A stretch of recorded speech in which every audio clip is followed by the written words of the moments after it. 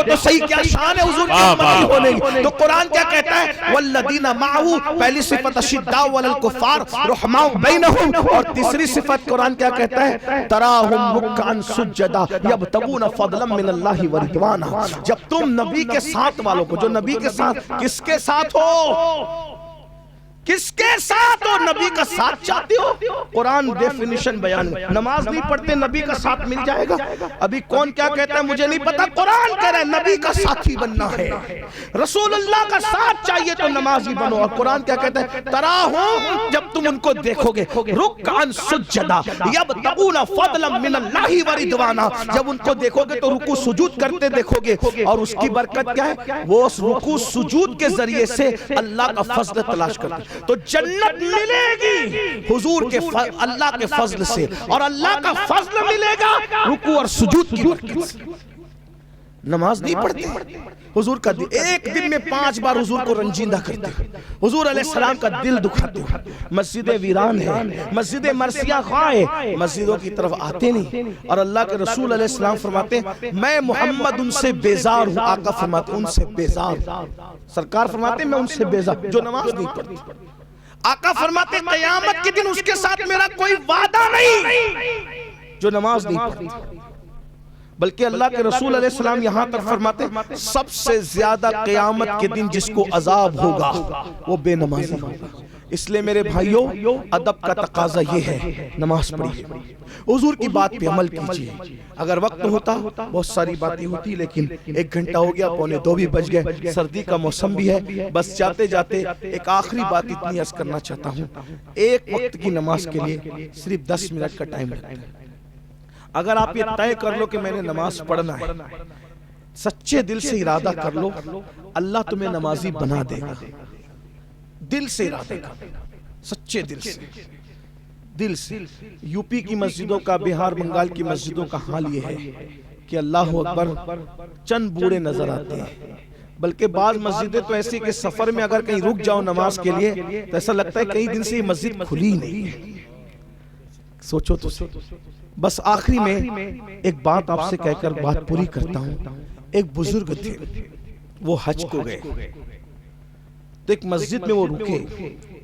جب مسجد میں رکے نا تو اس بزرگ نے دیکھا کہ آواز آ رہی ہے کہ کوئی رونے والا رو رہا ہے اور کہتا ہے اللہ ان کو برباد کر، جس نے مجھے ویران کیا اس کو برباد کر. بہنوں کی بھی توجہ، بہنیں خود بھی نماز پڑھیں. جلسے میں آئیے میری بہن نماز پڑھیے، نماز کی پابندی کیجیے، اپنے بچوں کو نمازی بنائیں. اگر مائیں نمازی ہو جائے گی نا تو امین القادری کو نماز کے عنوان پہ تقریر کرنے کی ضرورت ہی نہیں پڑے گی. بچے خود بخود نماز پڑھیں گے جب ماں نماز پڑھے گی. تو بزرگ حج کے لیے جا رہے تھے، مسجد میں قیام کیا تو دیکھا کہ کوئی رونے والا رو کے کہتا ہے اللہ جس نے مجھے ویران کر دیا تو ان کو برباد کر دے، ان کو ویران کر دے. انہوں نے سوچا یہ آواز کدھر سے آ رہی ہے، کدھر، سب دیکھا تو کوئی سمجھ میں نہیں آیا. پھر اللہ سے دعا کی اللہ مجھے بتایا جائے کہ یہ آواز کہاں سے آ رہی ہے. تو غیب سے آواز آئی یہ مسجد کے در و دیوار کے رونے کی آواز ہے، یہ مسجد کے در و دیوار کے رونے کی آواز ہے. مسجد رو کر اللہ سے التجا کر رہی ہے کہ جس نے مجھے ویران کر دیا تو ان کو ویران کر دے، برباد کر دے. صبح ہوئی تو لوگوں کو پتا چلا پیر صاحب ہے، اللہ کے بہت بڑے ولی آئے، تو سب ملنے کے لیے آئے. کہ حضرت کھیتیاں صحیح نہیں چل رہی ہے اور یہ ہو رہا ہے اور وہ ہو رہا ہے، سب جیسے دکھڑا سناتے ہیں. بزرگ نے فرمایا کہ تمہارے دکھ کا مداوا میرے پاس ہے، تمہاری تکلیف کی ختم ہونے کی کنجی چابی میرے پاس ہے. کہا وہ کیا؟ کہا بیٹا مسجد صاف کرو، نماز پڑھو، نماز پڑھو، انشاءاللہ میں حج سے واپس آؤں گا، گارنٹی دے جاتا ہوں تمہارے حالات بدل جائیں گے. اب اللہ والے نے کہہ دیا، سب نے مان لیا. اچھا یہ بات بھی ہے نا، یہ بات بھی عمل کرنے والا بندہ جب دل سے کہتا ہے تو لوگ مان لیتے ہیں. اصل میں ہم لوگ ہی بے عمل ہو گئے، ہم لوگ ہی بے نہ ادھر ادھر کی تو بات کر، یہ بتا کہ قافلہ کیوں لٹا. مجھے رہزنوں سے غرض نہیں، تیری رہبری کا سوال ہے. ہم لوگ ہی بے عمل نہیں بلکہ بد عمل. اللہ ہمیں عمل کی توفیق دے، آپ لوگوں کو بھی توفیق دے. لیکن یاد رکھیے آپ لوگ اپنے سوچیے، یا ایھا الذین آمنوا علیکم انفسکم، اے ایمان والو اپنے آپ کی فکر کرو. میرے بارے میں آپ سے نہیں پوچھا جائے گا، آپ کے بارے میں مجھ سے نہیں پوچھا جائے گا. آج کل آپ لوگوں کو کھلبلی رہتی ہے، مولانا عبد القادر پر کس کا کیا فتویٰ ہے، جامع مسجد کے امام پہ کس کا کیا فتویٰ ہے، صادق رضوی صاحب پہ کس کا، اس میں تم چلبلی کرتے رہتے ہو، کس نے کیا فتویٰ دیا، تم پر مولا علی کا کیا فتویٰ ہے بتاؤ، تم پر حضرت عمر ابن خطاب کا کیا فتویٰ ہے بتاؤ، نماز نہیں پڑھنے والوں۔ فتاوی رضویہ شریف میں سیدی اعلیٰ حضرت امام اہل سنت نے کئی صحابہ کے نام لکھے، مولا علی، فاروق اعظم، عبداللہ ابن مسعود سمیت، کہا کہ یہ وہ صحابہ ہیں جو بے نمازی پر کفر کا فتویٰ دیتے ہیں کہ جو نماز نہیں پڑھے کافر ہے۔ اگرچہ ہم حنفی ہونے کی وجہ سے بے نمازی کو ڈائریکٹ کافر نہیں کہتے، تعویل کرتے ہیں، لیکن صحابہ کا فتویٰ ہے نا، کئی صحابہ کا جنہوں نے بے نمازی کو کافر کہا ہے۔ تو موجودہ دور کے مفتی صاحب نے کس پہ فتویٰ لگایا یہ تمہیں یاد ہے، بے نمازی ہونے کی وجہ سے صحابہ نے تم پہ کیا فتویٰ لگایا یہ تمہیں یاد نہیں رہتا، آپ مجھے بتائیں۔ پھر کہہ رہا ہوں ہم بے نمازی کو ڈائریکٹ کافر نہیں کہتے، تعویل کرتے ہیں۔ لوگ میرے بارے میں یہ بھی کہتے ہیں کہ وہ بے نمازی کو کافر کہتے ہیں، میں کون ہوں بھائی، میں کون ہوں، میری اوقات کیا ہے، میں کوئی نیا نظریہ پیش کروں گا؟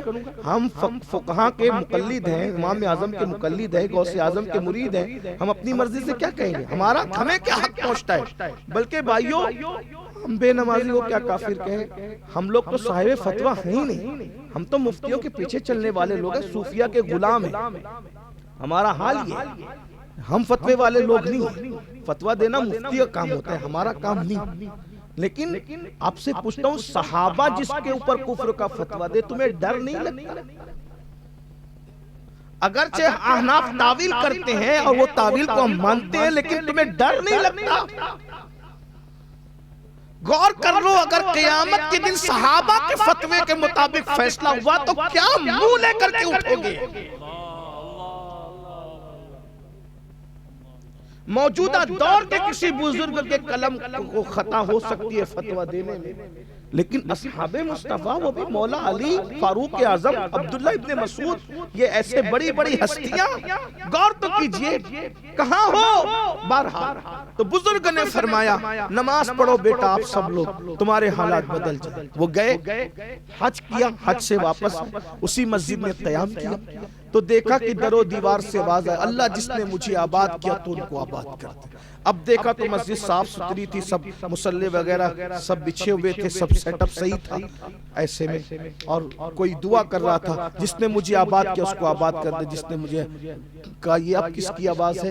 غیب سے آواز ہے، یہ مسجد کی دعا کی آواز ہے، کیونکہ آپ کے کہنے پہ سب سدھر گئے۔ جب آنے کے بعد لوگوں نے کہا حضرت آپ کا شکریہ، آپ نے کیا نسخہ بتا دیا، نمازی بن گئے تو حالات ہی بدل گئے۔ فرمایا بیٹا تمہیں نہیں پتا، جب تم نماز نہیں پڑھتے تھے تو مسجد تمہارے لیے بد دعا کرتی تھی، مسجد بد دعا کرتی۔ مسجدیں تو بنا رہے ہو، بناؤ، لیکن مسجد ماں بد دعا کرے تو بیٹا پنپ نہیں سکتا، عالم بد دعا کرے تو عالم کا ماننے والا پنپ نہیں سکتا، امام بد دعا کرے تو مقتدی پنپ نہیں سکتا۔